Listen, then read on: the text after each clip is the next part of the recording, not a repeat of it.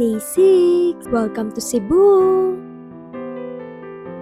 Good morning! Actually, hindi ko na maalala kung anong oras kami nagising. But for today, we started our day upang gumala sa mga tanim at alaga ni Lola. Papasok pala tayo dyan sa tangkal na. Kinukuha namin. Tapos inaabono sa halaman. Oo, halaman. Pumili ka na silang mga kayong kadalo. Puti ito, mabait. Walang usungan.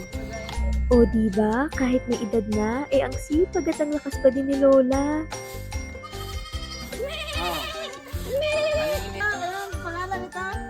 Miracle fruit. Oh, miracle fruit. Ba't miracle fruit? Ang bunga daw, hindi na to kayang. Ay, ang bunga, malaki daw ang bunga. Hindi kayang. Sobrang malaki ang bunga. Hindi kaya ng puno. That's my Lola! Oh. Dugay ko na. Kini. Hello? Me! Ito gaan, kinakain nila. Me! Kaya pampataba yan.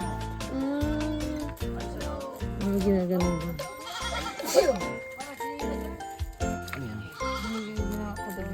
Pinakain nila yan. Hello. Parang silang mga aso. Kaya nga eh. Cute! Hi! Ang cute!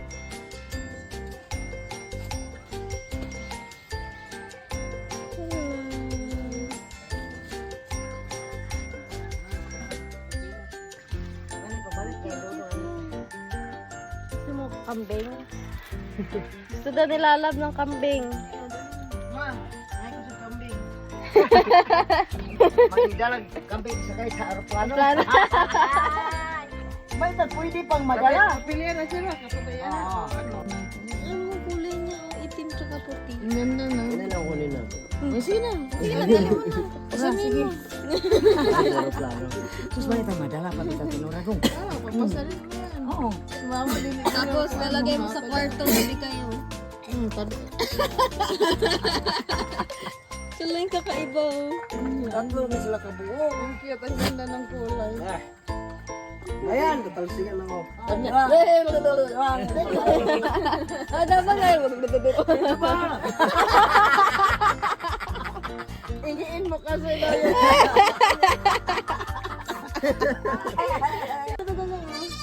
Okay, dalawa. Nakamatay. Uy, sumunod. Ginaya ka. Ang gat ka pag maririnig mo yung ganyan. Ay, ang ganda pala ganggang nasa kwarto ganyan. Oo, sa kwarto nila. Sa mo kwarto.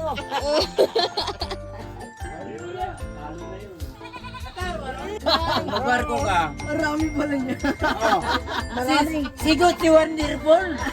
Sigot si Wonderful. Pira yan.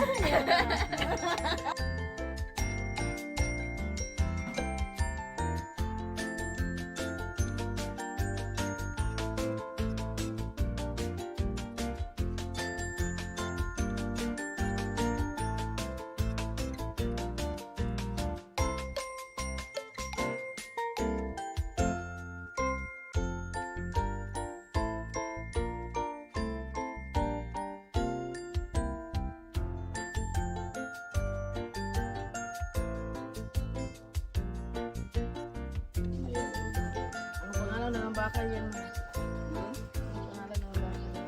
Si Tinay. Yung isa, yung puti, ano, sino yung baka? Si Miguela o si Anto dito si Tintin. Yung bilat spin. Isang sa doon. Ba't di kayo gumagalaw? Ginalaw sa kaya ate ginalaw ko eh. Eh, wala dito may sili baka ni Sarah ni Ruby.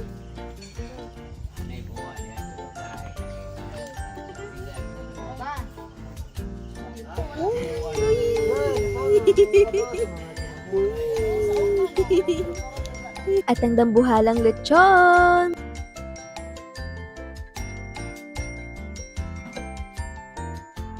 And now, we are preparing na for our next destination. On the way na!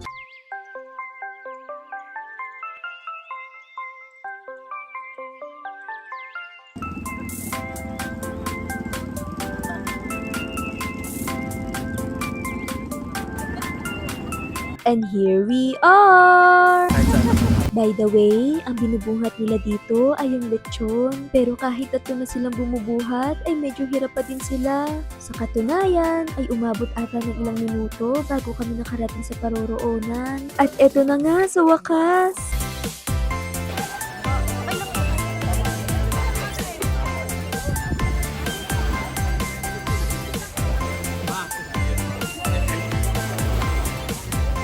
Matapos nga namin kumain, ay ready na kami to swim. At eto nga, si Papa ay nakahuli ng maliit na alimasa. O diba? Ang cute!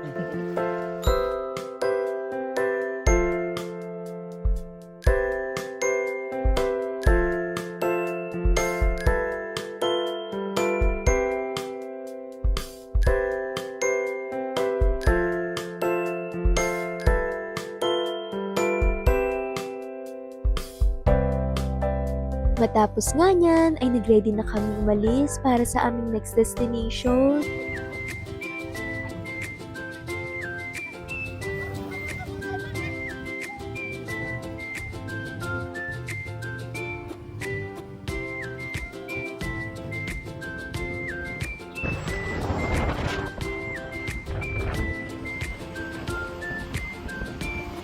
O diba? Ang sweet!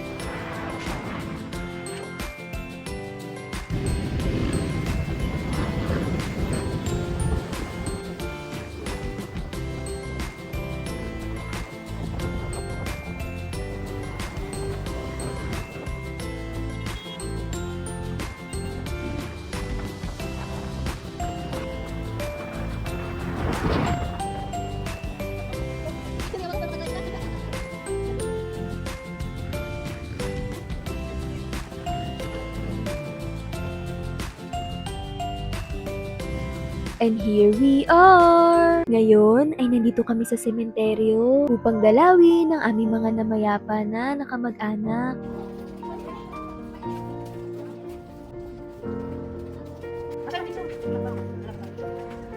Sino ba ito? Anak ni Tita Ana. Prince Ryan. Pamangkin mo. Ano si Ana? Kapatid mo mo. Mutes?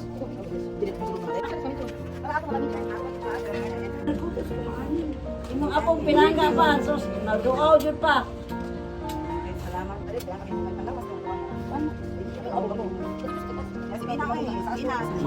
Kanang ana dong, ana.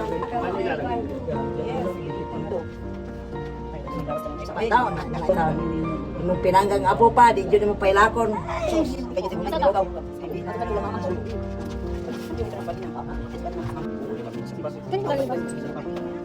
Sino yung nasa Mindanao? Na Barsi? Papang mama mo.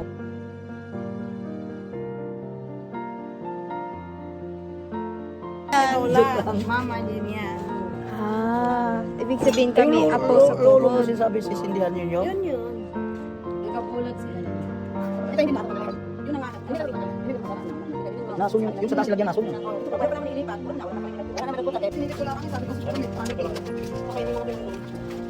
The last but not the least, pero sa katunayan, sa dami naming dinalaw, hindi ko na din alam kung sino-sino na nga ba sila. Dahil bukod sa ang dami nila, ay hindi ko na nga din sila naabutan noong ako ay nagkamalay na. At matapos nga niyan, kami ay lumarga na. At ang aming next destination ay bumalik na sa bahay nila Lola upang makapagpahinga at doon na lang magpagpatuloy ang bonding time.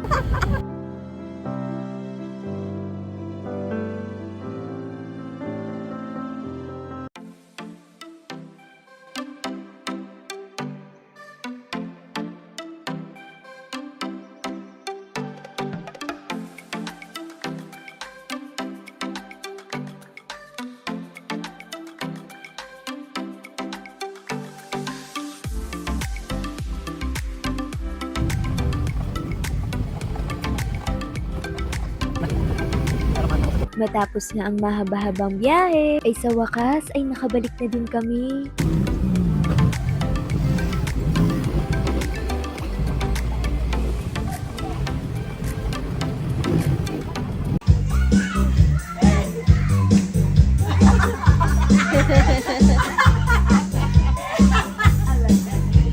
Nang sumapit na ang gabi, eto ay disco time na.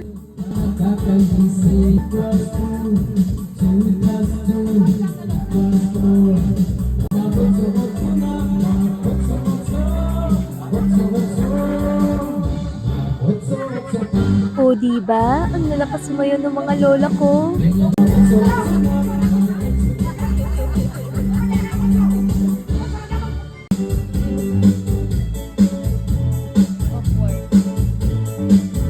Indak kung indak talaga.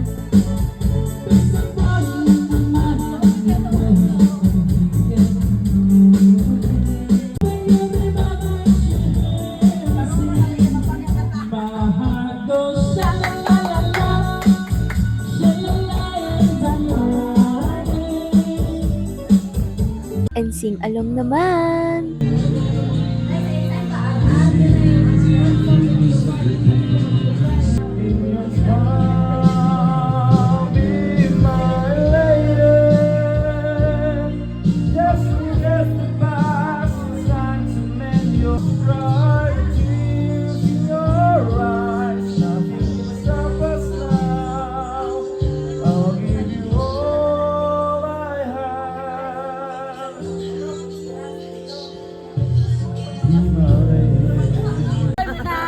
Larga na din yung diretso. Bye-bye.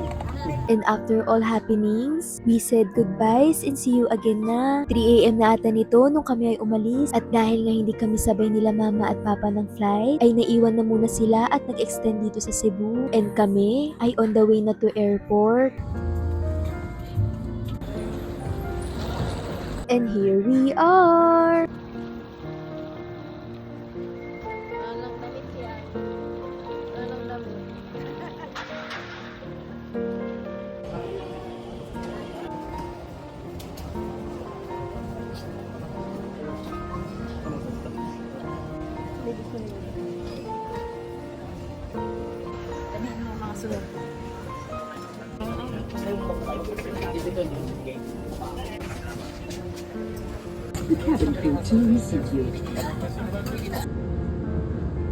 Hi! Grabe, sulit na sulit ang aking unang flight. Pero mas sulit talaga ang mga naging experience sa aming vacation with family. Napakadaming nangyari. Sa katunayan, meron din naging mga aberya, halo-halong emosyon, may lungkot, pagod, at ibang mga di kaaya-ayang nangyari. Pero sa aming pag-uwi, mas dadalhin namin ang mga masasaya at nakakatabang pusong mga karanasan na aming naranasan. And very thankful kay God dahil sa opportunity na makauwi. At ngayon, kami ay uuwi ng ligtas at may mga baong ngiti sa labi.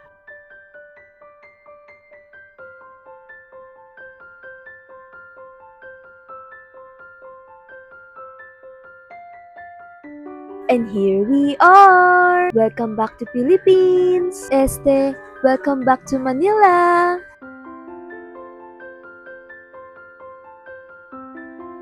Biyahe ulit, pauwi na ng bahay. Pero thanks God para sa araw na ito.